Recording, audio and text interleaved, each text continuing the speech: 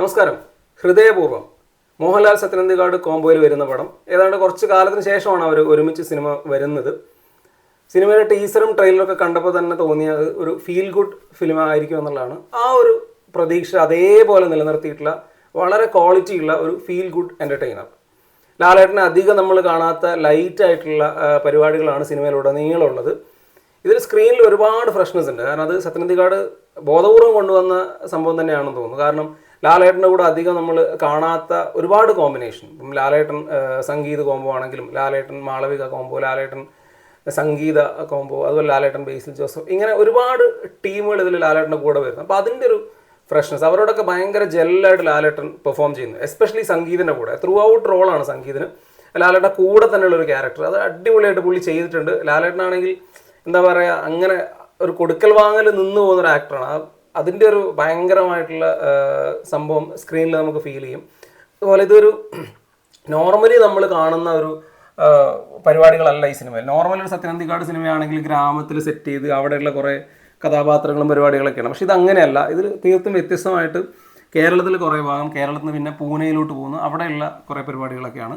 Justin പ്രഭാകരനാണ് music. അദ്ദേഹം സത്യനന്ദിക്കാടിൻ്റെ കൂടെ ആദ്യമായിട്ടാണ് അസോസിയേറ്റ് ചെയ്തത്. പക്ഷേ വളരെ ഫ്രഷ്നെസ് ഉള്ള പരിപാടികളാണ്. അതിൻ്റെ സ്കോറാണെങ്കിലും അതുപോലെ പാട്ടുകളാണെങ്കിലും ഭയങ്കരമായിട്ട് ഫ്രഷ്നെസ് ഫീൽ ചെയ്യുന്നതാണ്.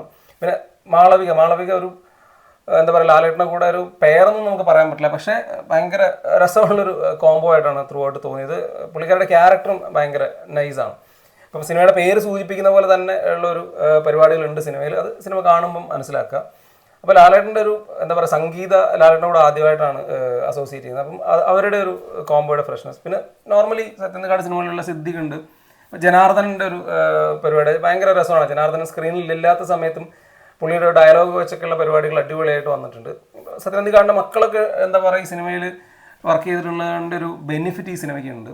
അപ്പം ഒരു വളരെ ലൈറ്റായിട്ടുള്ളൊരു ലാലേട്ടൻ സിനിമ കാണാൻ പോകുന്ന ആൾക്കാർക്ക്, അല്ലെങ്കിൽ വളരെ നല്ല രീതിയിൽ എൻജോയ് ചെയ്യാൻ പറ്റുന്ന ഒരു ഫാമിലി എൻ്റർടൈനർ കാണാൻ പോകുന്നുണ്ടെങ്കിൽ തീർച്ചയായിട്ടും സെലക്ട് ചെയ്യേണ്ട ഒരു സിനിമയാണ് ഹൃദയപൂർവ്വം. വൻ ഹാപ്പനിങ് അല്ല ഈ സിനിമയ്ക്കകത്തുള്ളത്. അങ്ങനെ വൻ സംഭവങ്ങളോ വൻ പരിപാടികളോ വൻ ട്വിസ്റ്റുകളോ ഒന്നുമില്ല. വളരെ സാവധാനം കഥ പറഞ്ഞു പോകുന്നു. പക്ഷേ വളരെ സിമ്പിളായിട്ട് ഓരോ സീനുകളും കണക്ട് ചെയ്തിരിക്കുക. അതിൽ എസ്പെഷ്യലി എടുത്തു വരേണ്ട ഒന്ന് രണ്ട് സീനുകൾ, ലാലേട്ടൻ സംഗീതമായിട്ടുള്ള ഒരു കോമ്പിനേഷനിൽ ഒരു സീനുണ്ട്. ഭയങ്കര രസമാണ്. നീ എൻ്റെ കൂടെ നിൽക്കുമോ എന്നൊക്കെ ചോദിച്ചിട്ടുള്ള സീനുകൾ, അത്തരം നാച്ചുറലായിട്ടുള്ള സീനുകൾ വളരെ സ്വാഭാവികമായിട്ട് ലാലേട്ടൻ്റെ ഒരു പെർഫോമൻസ് ഒക്കെ വരുമ്പോൾ അത് അത്തരം ഒരുപാട് സീനുകൾ ഈ സിനിമയിലുണ്ട്. അപ്പോൾ ഈ സിനിമയുടെ ഒരു ഹൈലൈറ്റും അത്തരം സീനുകളാണ്. അത് കൂടുതൽ വന്നിരിക്കുന്നത് സംഗീതത്തിൻ്റെ കൂടെയാണ്.